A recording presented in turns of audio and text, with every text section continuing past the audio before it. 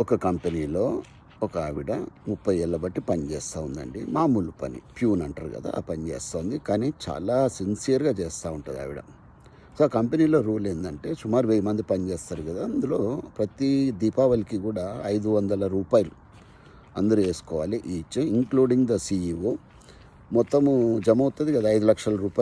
Lucky dip తీస్తారు, ఒకటే dip అనమాట. వచ్చిన వాళ్ళకు రూ. 5 లక్షల ఇచ్చేస్తారు, అంతే కదా, అన్కండిషనల్గా ఇచ్చేస్తారు.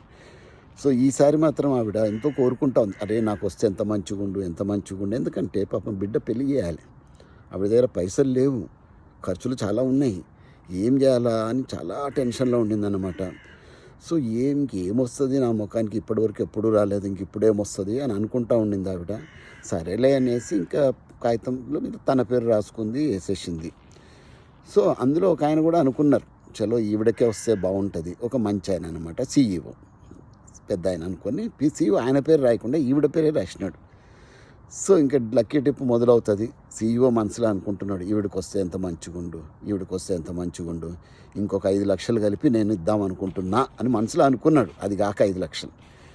ఇంకా లక్కీ టిప్ తీసేసరికి ఈవిడికే వచ్చింది.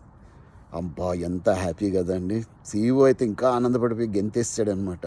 తర్వాత చీటీలన్నీ చెక్ చేస్తే ఆ కంపెనీలో ఉన్న 1000 మంది కూడా ఈవిడ పేరే రాసినారు. గమనించిండ్రా?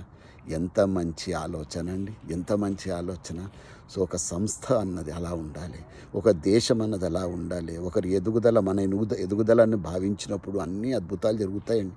ఆ CEO గారు తర్వాత 5 లక్షలకు తను ఒక 5 లక్షలు చేర్చి ఆవిడ చేతిలో 10 లక్షల రూపాయలు పెట్టాడు. ఆవిడకు కన్నీళ్ళు ఆగలేదు. బిడ్డ పెళ్ళి బ్రహ్మాండంగా చేశారు, అందరూ అటెండ్ అయ్యారు. తినడానికి కాదు, ఇంకా గిఫ్ట్లు ఇవ్వడానికి. సర్వే జనా సుఖినో భవంతు.